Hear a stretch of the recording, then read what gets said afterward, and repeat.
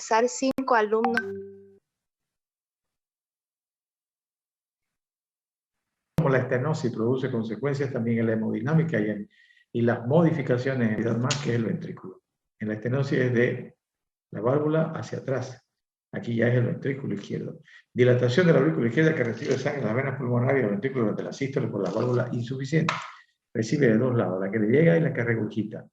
La dilatación primero y la hipertrofia después del ventrículo, porque el aumento del flujo que vuelve a la aurícula durante la diástole además de dilatarlo y puede lanzar un volumen de sangre mayor. Entonces, esto quiere decir de que entre las dos cavidades se maneja más volumen del que debe haber.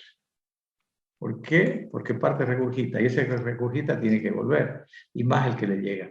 Entonces el ventrículo izquierdo maneja un volumen mayor de sangre, por eso es que se dilata. Pero claro, inicialmente se dilata, pero tiene capacidad todavía de contracción. Por eso las contracciones van a ser bastante amplias y va a haber palpitación y se va a ver el choque de la punta bastante extenso.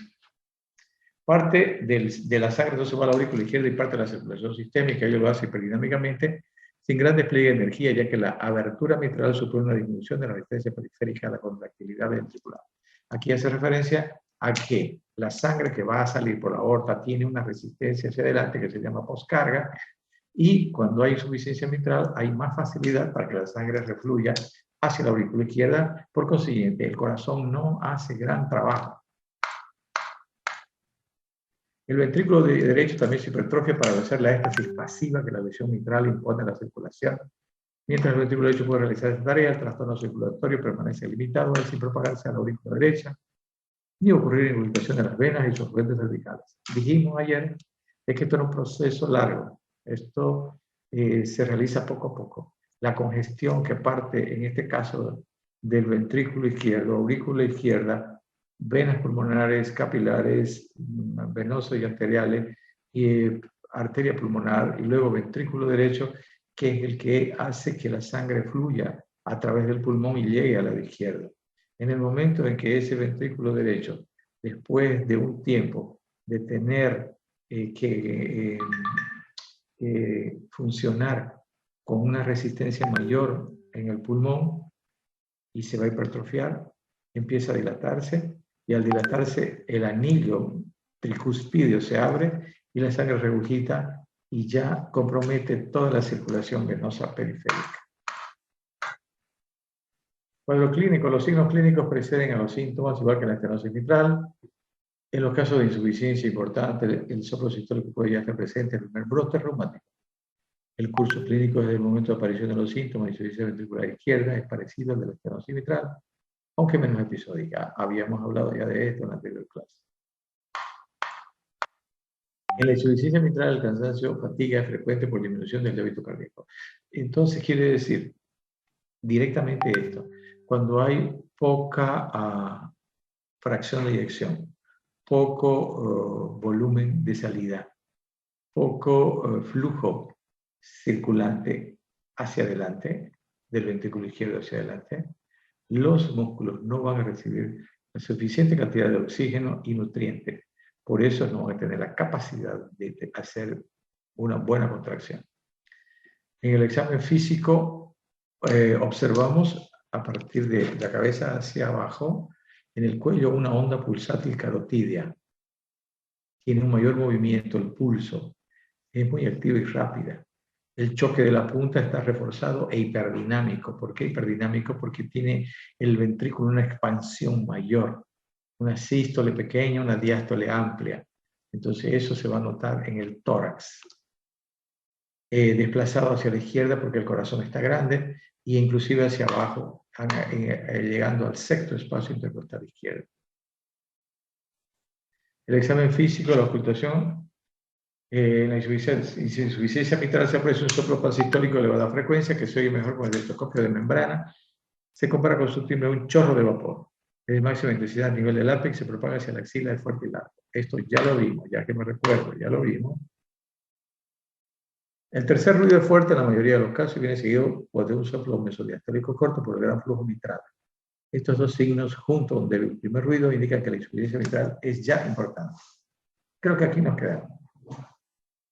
Bueno, ya ustedes saben cuando se presenta tercer ruido. Cuando vimos insuficiencia cardíaca, vimos cuándo se presenta tercer ruido. Y es en el momento de llenado rápido. Y esto va, el tercer ruido entonces se va a producir en el momento de llenado rápido. Y se va a ocurrir entonces un ritmo en 3 tiempos. Y luego del tercer ruido se produce un soplo mesodiastólico por el gran flujo mitral. Quiere decir de que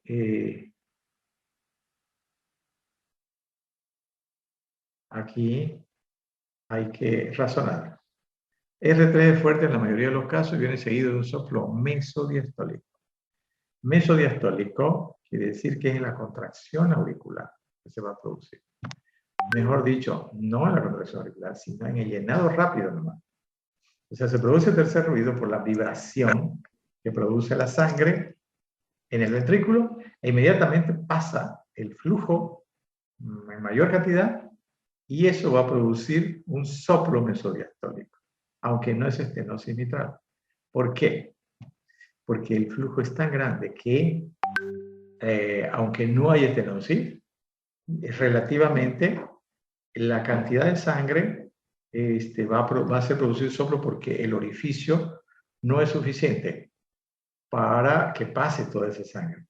Entonces, relativamente va a haber una estenosis relativa, aunque no verdadera, por el gran flujo que pasa en la mesodiástole.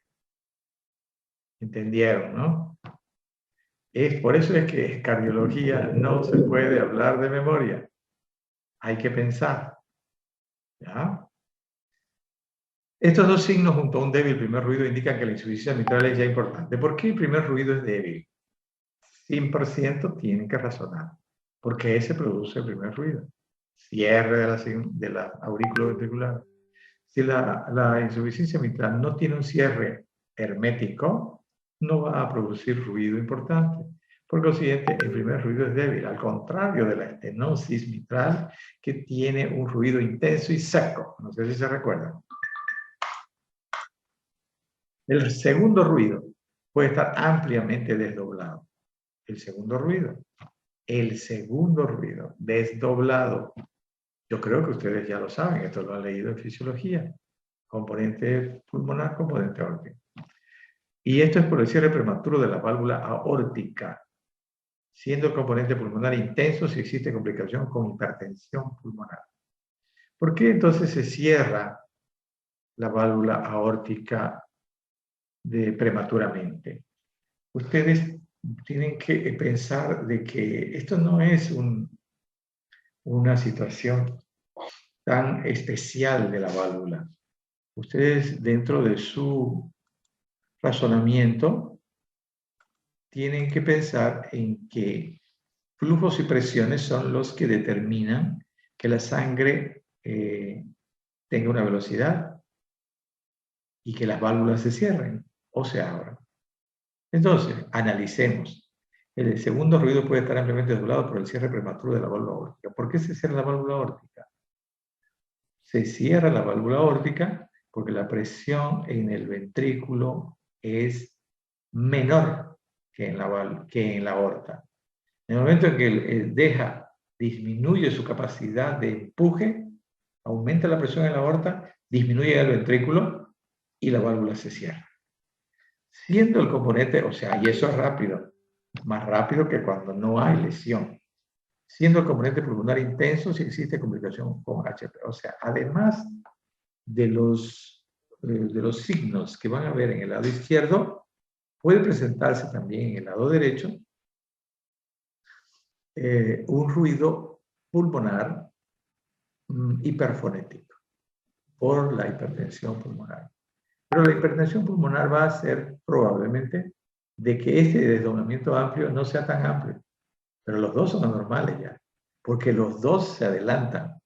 Por la hipertensión también se va a adelantar el ruido pulmonar. Se va a cerrar.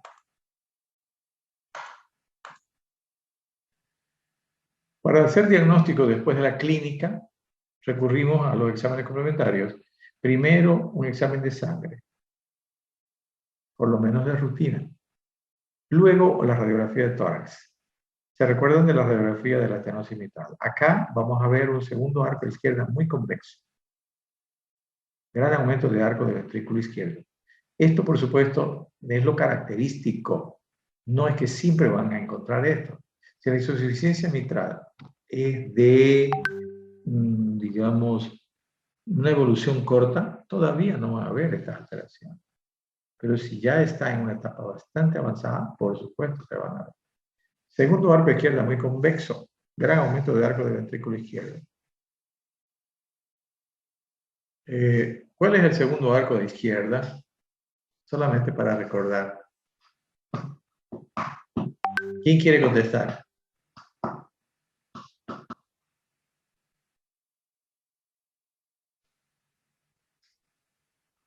De la arteria pulmonar, doc.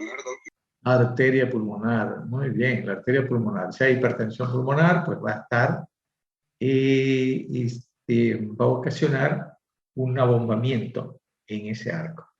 Entonces, ustedes siempre miran el botón aórtico. Debajo del botón aórtico siempre va a haber un abombamiento. En estos casos, quiere decir de que hay hipertensión pulmonar.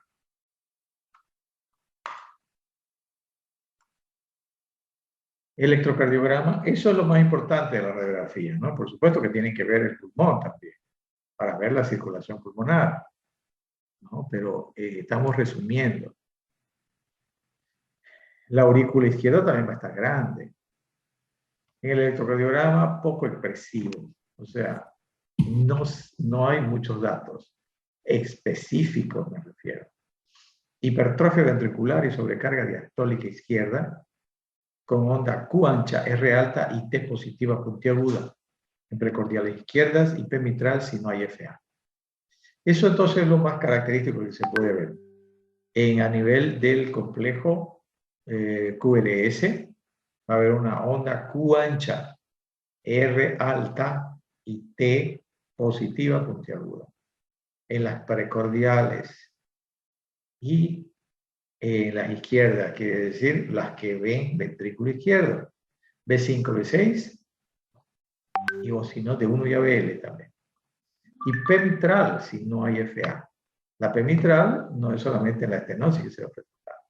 Todo lo que haga que una aurícula izquierda se dilate va a presentar P mitral en el electrocardiograma, las características de la P mitral.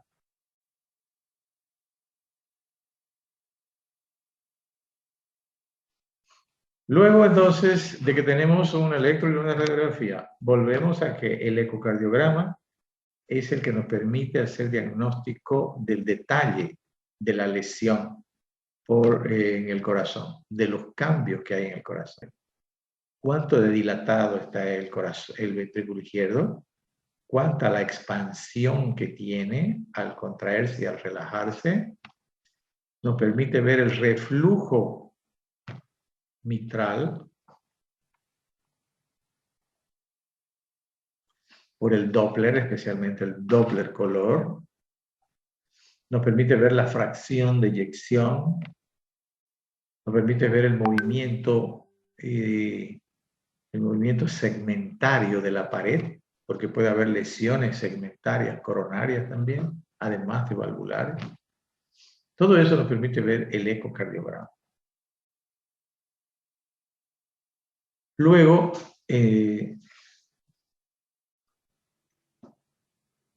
lo que nos ayuda además es cuando ya se decide operar, porque también el tratamiento es quirúrgico, es el cateterismo. Tendríamos que hacer un cateterismo previo para confirmar los hallazgos del ecocardiograma. Porque para ir a una cirugía de corazón hay que estar totalmente seguro y planificar la cirugía antes de ingresar. Entonces, el cateterismo sería el otro examen que nos permitiría tener todos los datos necesarios para aplicar el tratamiento que es quirúrgico definitivo. Ahora, aquí, desde el punto de vista médico, podemos actuar mejor que en la estenosis. ¿Qué es lo que hacemos? Si el paciente ya llegó a insuficiencia cardíaca, tenemos que tratarlo como insuficiencia cardíaca, o sea, con diuréticos y tenemos que disminuir la poscarga. Aquí la disminución de la poscarga es importantísima. ¿Por qué? Porque al disminuir las presiones o la vasoconstricción de las arterias, aorta y las demás, especialmente ustedes saben que la acción del neurovegetativo está sobre las arteriolas de mediano y pequeño calibre, que son muchas en el organismo. Entonces, ellas se abren, disminuye esa resistencia y ese flujo, entonces, tiene la capacidad de ir más allá de lo que lo empuja el corazón, como bomba. Entonces, el retroceso de la sangre hacia la válvula para que se cierre va a ser menor. Por consiguiente,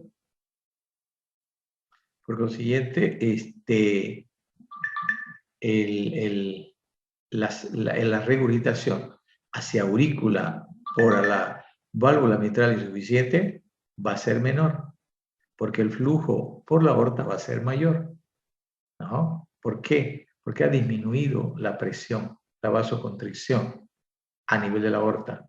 Entonces va a salir más flujo y la regurgitación va a ser menor. Por consiguiente, menor presión en la aurícula, menor volumen en la aurícula, menor presión en las venas pulmonares y así sucesivamente.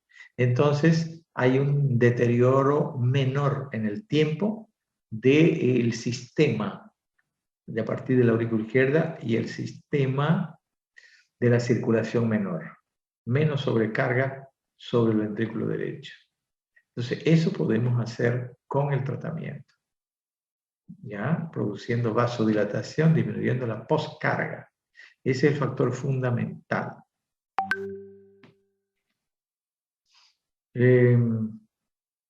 Por consiguiente, vamos a usar vasodilatadores, por ejemplo, inhibidores de la enzima convertidora, ARA2, y podemos usar beta bloqueadores, pero con cuidado, para disminuir también la frecuencia cardíaca, diuréticos, tenemos que usar aspirina porque el corazón grande, hay mayor posibilidad de que haga embolia, y controlar el ingreso y salida de líquidos, por supuesto, si está edematizado el paciente, disminuir el ejercicio, que haga un poco de reposo y hasta esperar que la operación para hacer el recambio valvular, igual que en este estenosis. ¿Alguna pregunta?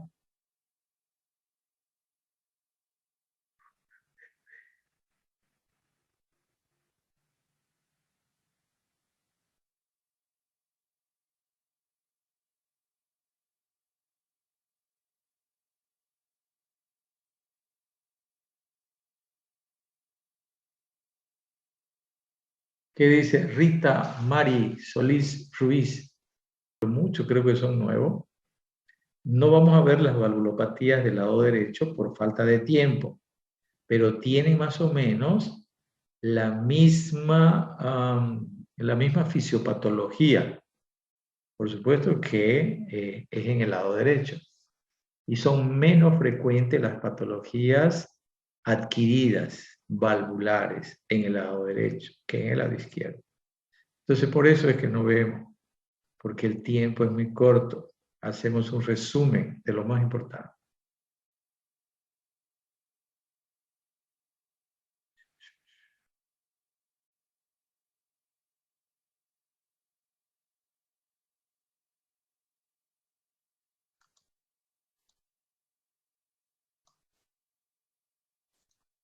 No hay que esperar que el ventrículo izquierdo se deteriore demasiado, ni hay que esperar que el pulmón tenga demasiada presión.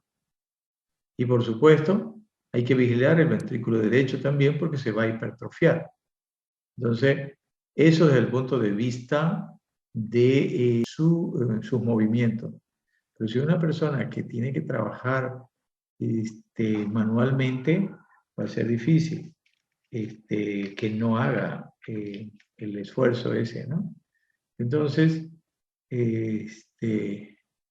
esos son algunos parámetros que se toman en cuenta para operar, porque el ventrículo se va acompañando con ecocardiograma, y si el ventrículo izquierdo va aumentando mucho de diámetro, a medida que aumenta, va a disminuir la capacidad de contracción de ese ventrículo.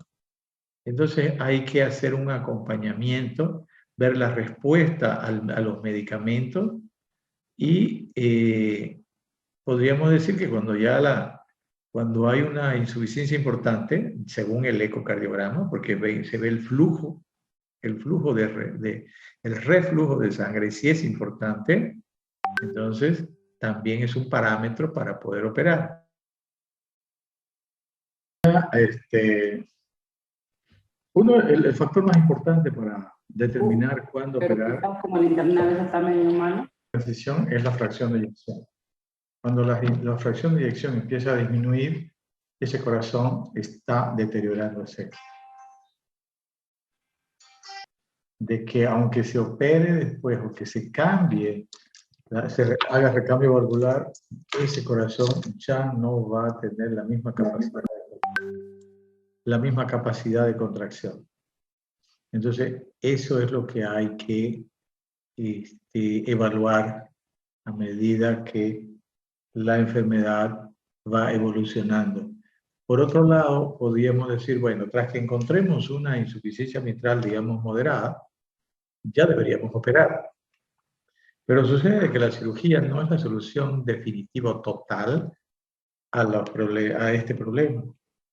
¿Por qué? Porque las válvulas tienen un tiempo de vida también. Si es una válvula metálica, hay que tomar anticoagulante toda la vida y pueden haber algunos problemas de dehiscencia de sutura, embolia de la válvula, trombosis de la válvula y así sucesivamente. O sea, no es una solución, digamos, total al problema. La persona sigue siendo enferma.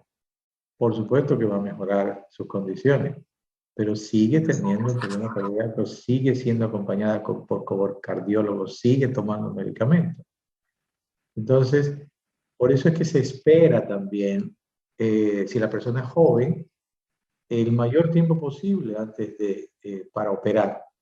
Porque se sabe que después aunque las válvulas han mejorado, las biológicas y las metálicas, se sabe que después de 10, 15 años, probablemente necesite un recambio valvular.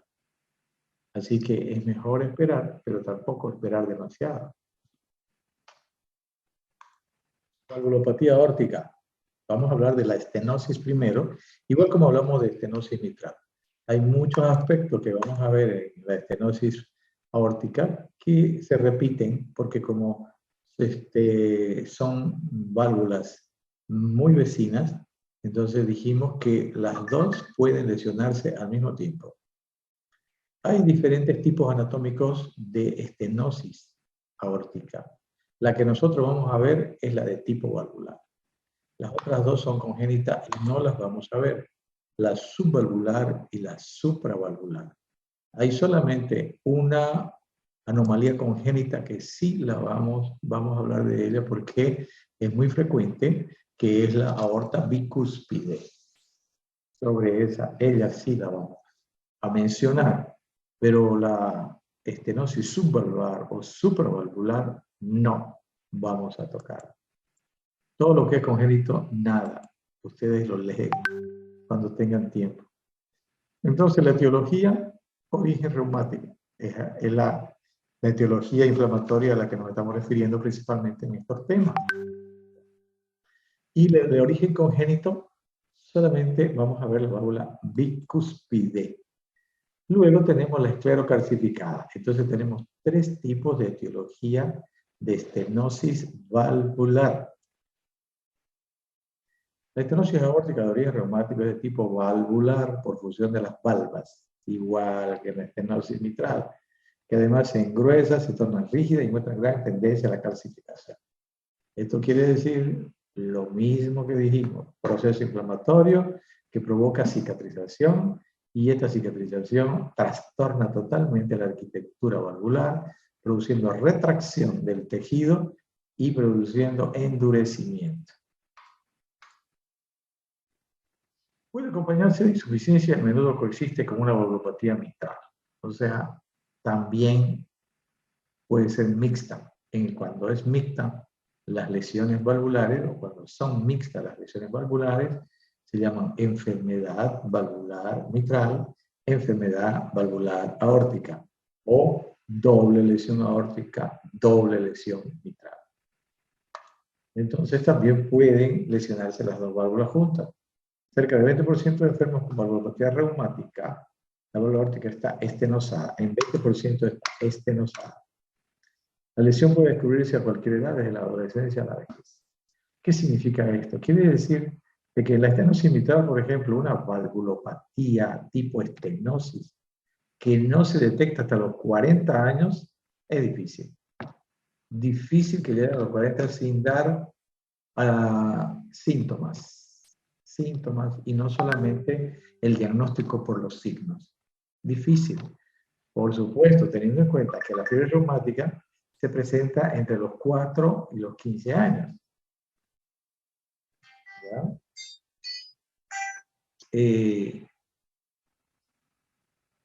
Teniendo en cuenta eso, después de 10 o máximo 20 años vamos a tener la lesión crónica valvular.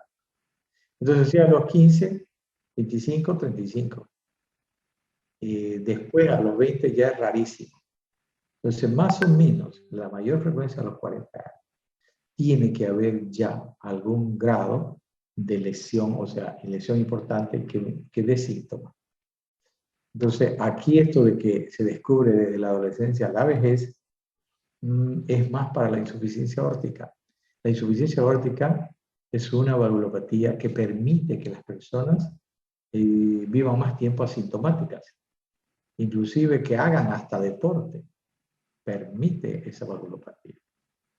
Entonces, aquí la lesión, cuando dice puede descubrirse a cualquier edad, desde la adolescencia a la vejez, no tanto de la estenosis, sino más, por supuesto que la estenosis también, pero ya va a dar síntomas, y digamos a los 40 años.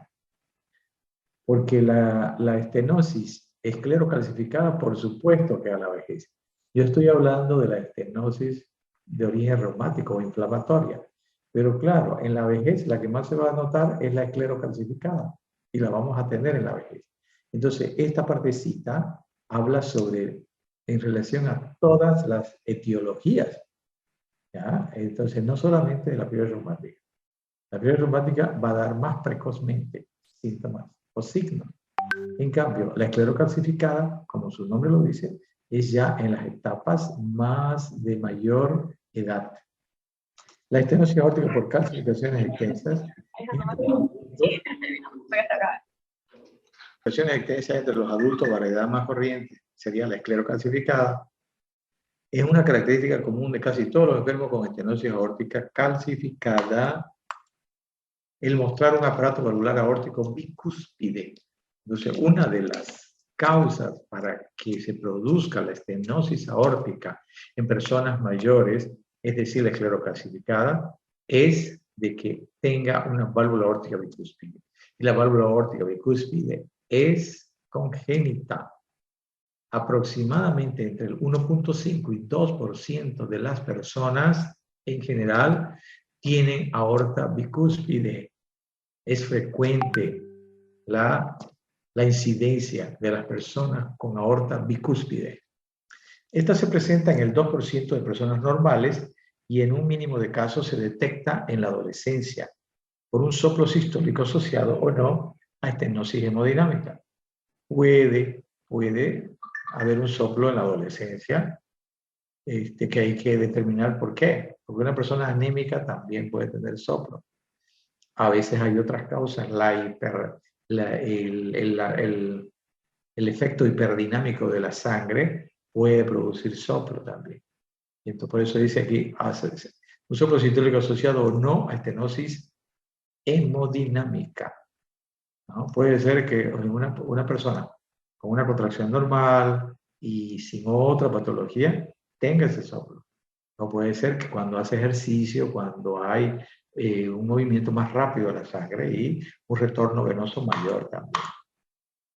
Progresando en muchos de ellos a estenosis calcificante del adulto o del anciano.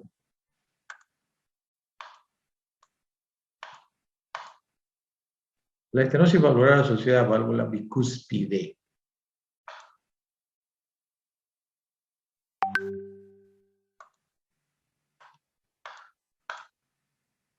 Esa es la congénita que vamos a ver.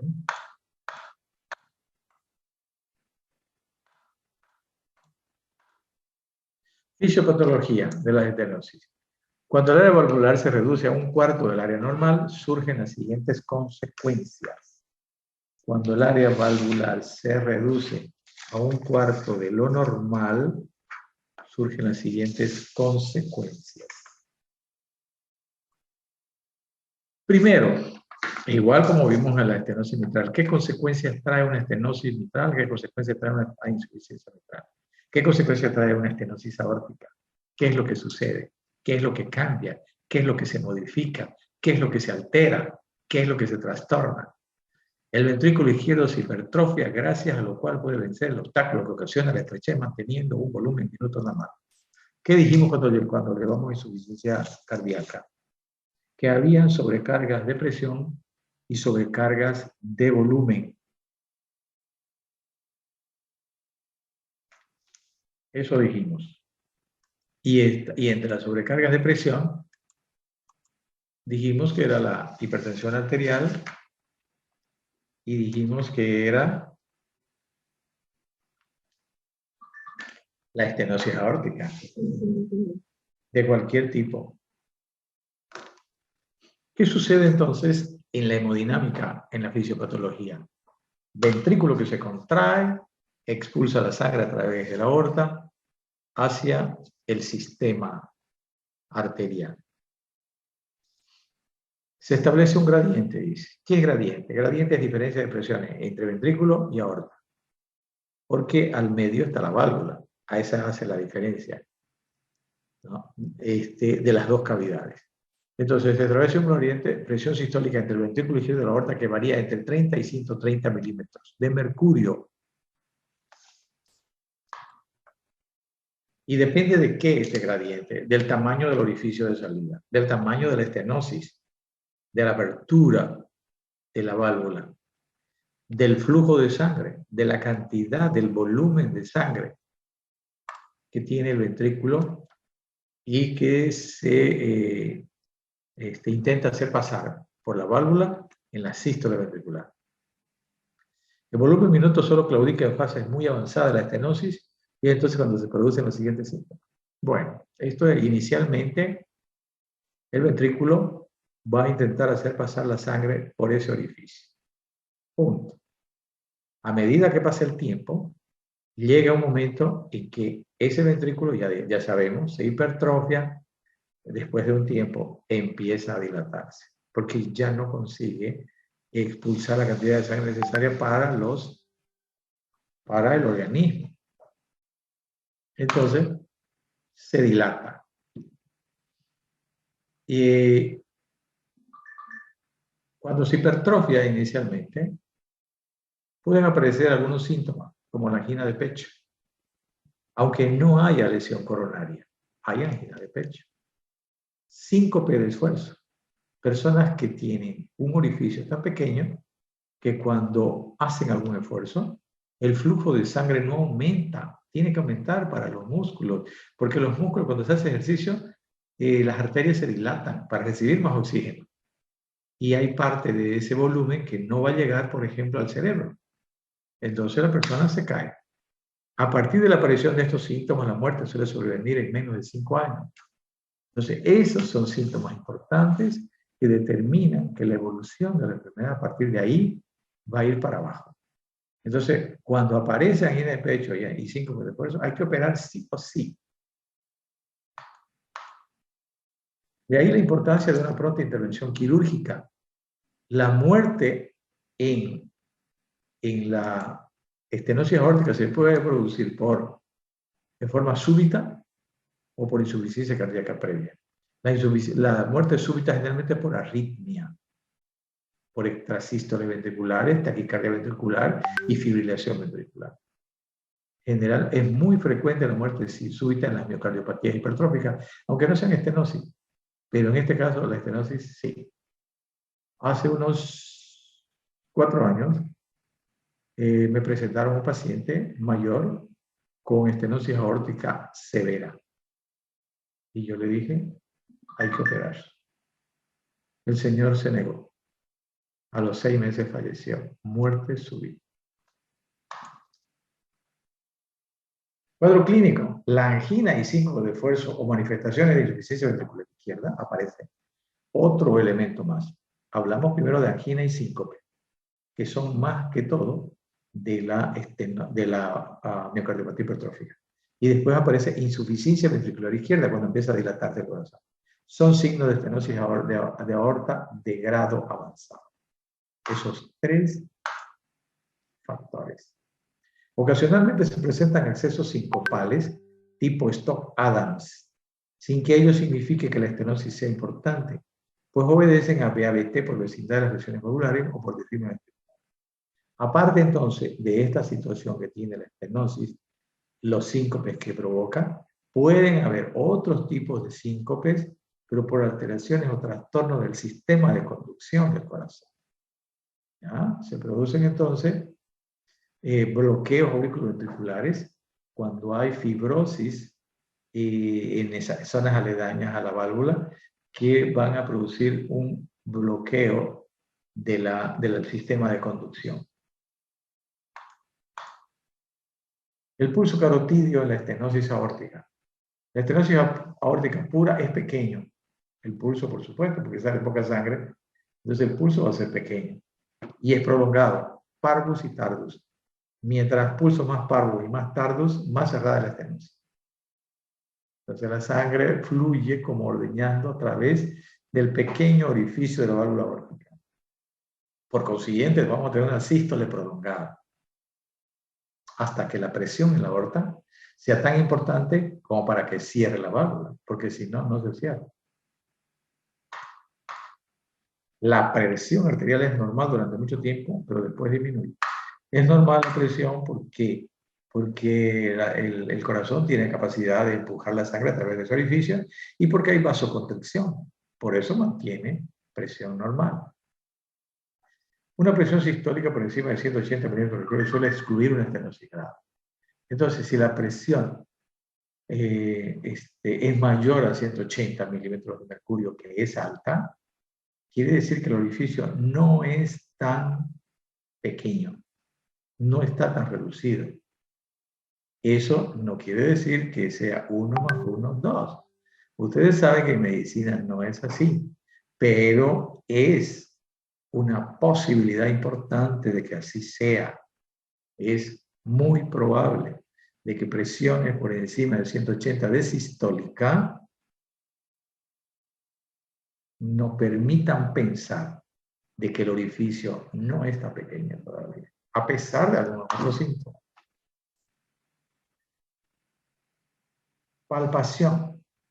El choque de la punta no desplazado a la izquierda. ¿Por qué no se desplaza en la etapa de hipertrofia, me refiero? Porque el corazón hipertrofiado no aumenta de tamaño. La hipertrofia es concéntrica, es para adentro. Si hay hipertrofia ventricular, el choque de la punta no es muy elevado, pero sí sostenido y poderoso. ¿Por qué es sostenido y poderoso? No es muy elevado porque no hay expansión del corazón, no está grande y es sostenido y poderoso porque la sístole demora demasiado.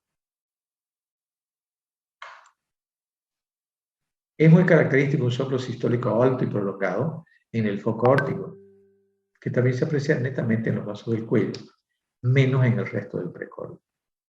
Entonces, esos son los signos por los que se diagnostica semiológicamente una estenosis aórtica.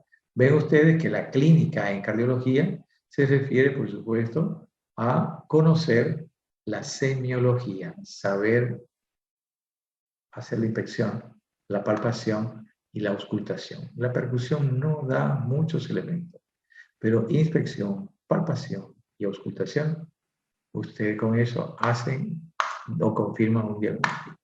El soplo sistólico comienza después del primer ruido cardíaco, tras breve intervalo.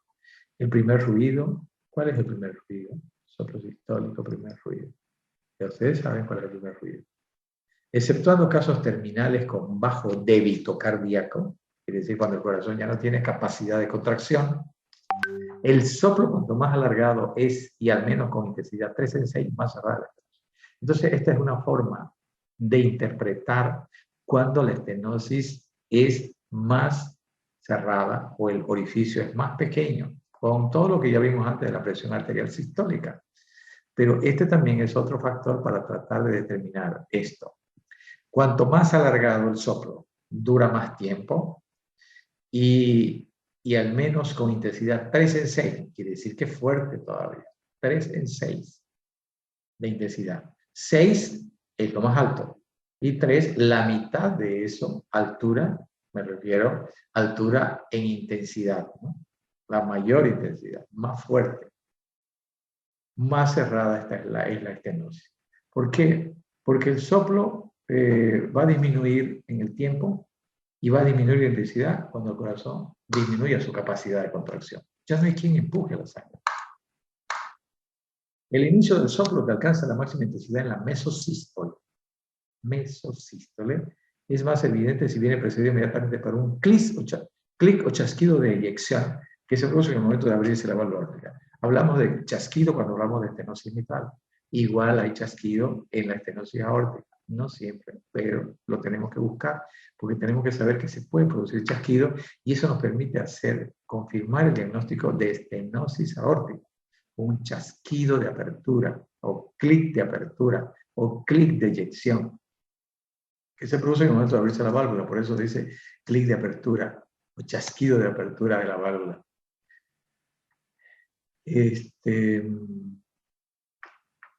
Entonces, para que ustedes recuerden, las válvulas no hacen ruido al abrirse, normalmente, es al cerrarse. En este caso, cuando hay patología, el chasquido es un ruido al abrirse. La presencia de un chasquido de eyección indica que la estenosis es valvular. Comparando con las otras estenosis, ¿no? Subvalvular y supravalvular. No se ausculta en válvula calcificada. Si la válvula está demasiado rígida, no se va a ocultar porque no hay movimiento, no hay vibración en el momento de abrirse la válvula. Porque el chasquido es la vibración brusca de los cambios de presión que hay. ¡Pum! Así vibra, chasquido de apertura. El soplo mesosistólico creciente y decreciente acaba antes del segundo ruido aórtico. Entonces es como un diamante, sube y baja.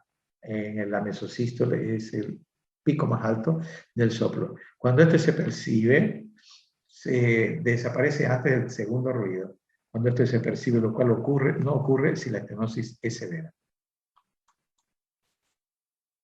Puede haber desdoblamiento paradójico del segundo ruido en la expiración por sístole prolongada del ventrículo izquierdo. Cuando ustedes llevaron fisiología, hablaron de primero y segundo ruido. Cuando ustedes llevaron de semiología, ustedes escucharon primero y segundo ruido. Hablaron y leyeron y le explicaron de que el segundo ruido se puede desdoblar normalmente. Y cuando hay desdoblamiento paradójico, quiere decir que uno de los elementos que se escuchaba primero se va a escuchar después. ¿no? Se van a invertir los ruidos de los dos elementos o de las dos válvulas. En la expiración por sístole prolongada del ventrículo izquierdo, el desdoblamiento paradójico.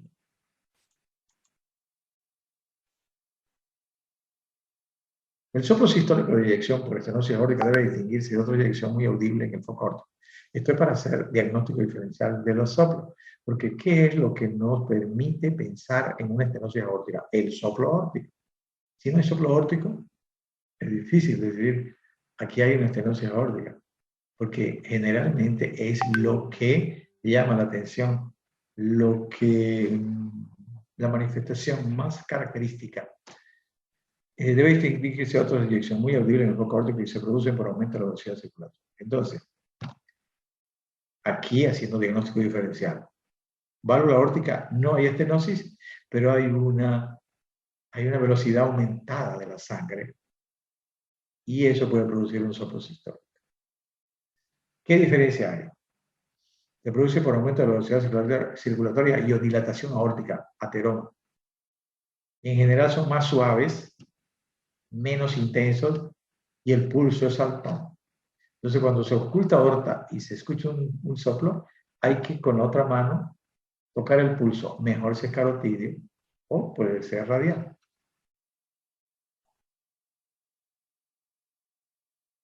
Y es, para compararlo, este soplo donde no hay estenosis, que es solamente por la velocidad aumentada de la sangre y el volumen también, estas características son totalmente contrarias a la de la estenosis aórtica porque el pulso es lento, es pequeño y la estenosis verdadera. Además, el segundo ruido, al contrario del estenótico, no está disminuido en el soplo por volumen aumentado y velocidad aumentada.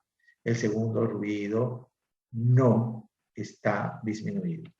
El segundo ruido está disminuido en intensidad en la estenosis aórtica porque es una válvula que está más rígida de lo que debe estar y por lo siguiente el golpe del cierre no es tan evidente, no vibra casi la válvula. Mientras más rígida, menos se va a escuchar el ruido. Cuando el soplo sistólico es más intenso, aórtico, es más intenso en la punta, plantea problemas diagnósticos con el soplo de la insuficiencia mitral. El soplo de la estenosis aórtica es un soplo que se escucha en todo el precordio, pero claro, más intenso en el foco aórtico. Pero lo podemos escuchar en todo el precordio porque consiguiente los otros focos también lo vamos a escuchar. Lo vamos a escuchar hasta en la punta. Y en la punta puede haber también cuando hay doble lesión, una insuficiencia mitral. Entonces vamos a escuchar al mismo tiempo el soplo de estenosis aórtica sistólico y el soplo de insuficiencia mitral también sistólico.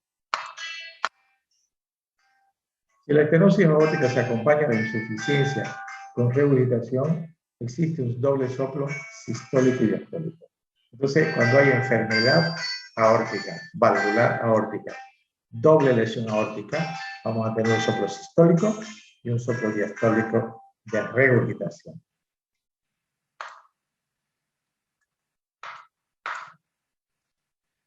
La presencia de un cuarto ruido es indicativo de hipertrofia ventricular izquierda.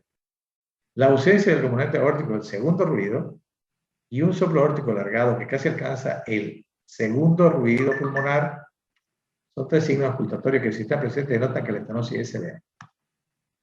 Estenosis severa, igual, cuarto ruido, ausencia del componente aórtico del segundo ruido, soplo aórtico alargado, denotan que la estenosis es severa. La presión venosa es normal si no hay insuficiencia ventricular derecha, secundaria hipertensión pulmonar. Esto cuando ya la hipertensión pulmonar es importante, falla el ventrículo derecho y se produce la insuficiencia tricúspide y se llena la parte venosa. ¿Cómo hacemos el diagnóstico después de la clínica, de la semiología que hemos visto? Para confirmar, electro, radiografía, laboratorio, ecocardiograma. El electro, en los casos con moderada hipertrofia, muestra el modelo de hipertrofia y sobrecarga ventricular izquierda. Puede haber estenosis aórtica severa con electrocardiograma que no muestra hipertrofia.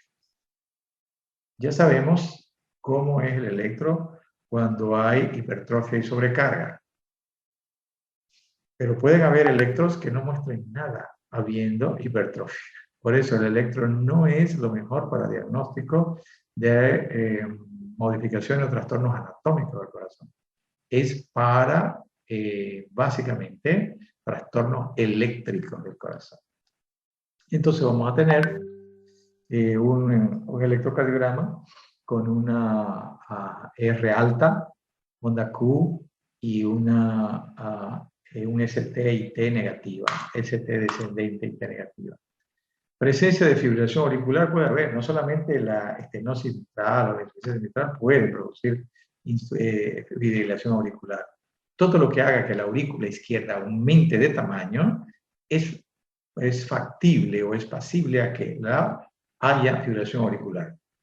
Puede denotar enfermedad mitral concomitante, dice acá, pero puede que aunque no haya, ¿no? Pero está aumentada la aurícula por aumento de presión del ventrículo, va a producir fibrilación auricular. Radiografía de tórax. En insuficiencia ventricular izquierda muy avanzada, la silueta es grande. Ya estamos en la etapa donde el corazón, donde el ventrículo izquierdo principalmente, ya no se hipertrofia por la estenosis, o sea, ya no está hipertrofiado, empezó a dilatarse.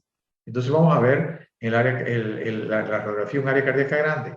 Mientras el corazón no se dilata, vamos a ver una radiografía con un corazón normal. ¿Por qué? Porque la hipertrofia no se ve en la radiografía, se ve en el ecocardiograma. Así que cuando interpretas radiografía, por favor, no digan está hipertrofiado, está dilatado. En el eco muestra la calcificación a nivel de la válvula aórtica, en la estenosis calcificante, eso es lo que muestra principalmente. Cateterismo, la medida del gradiente sistólico de presión entre el ventrículo y la aorta mostrará la gravedad de la estenosis y la posibilidad quirúrgica. Se confirma lo que encontramos en el eco. Un gradiente que excede los 50 milímetros de mercurio indica que la estenosis es importante. O sea, diferencia de presiones entre ventrículo izquierdo y aorta que sea mayor a 50 indica que la estenosis es importante, pero no siempre. Incluso gradientes más pequeños pueden ser significativos si el débito cardíaco es bajo. Eso cuando tenemos un corazón que tiene buena capacidad de contracción. Pero cuando ya está fallando, ya ese gradiente disminuye. Y no porque disminuye vamos a decir, no es tan severa. Nos engaña. Entonces hay que ver ese aspecto. Si el corazón está con toda su potencia, podemos tomar como parámetro los 50 milímetros de mercurio, pero si no está, no. Bueno, pronóstico una vez que aparecen los síntomas de la triada de la estenosis aórtica, angina de esfuerzo, síncope de esfuerzo y disnea, la muerte suele sobrevenir en 5 años, menos que se proceda la intervención quirúrgica. La muerte súbita por fibrilación ventricular o asistolia, un periodo más o menos largo de insuficiencia cardíaca derecha o izquierda.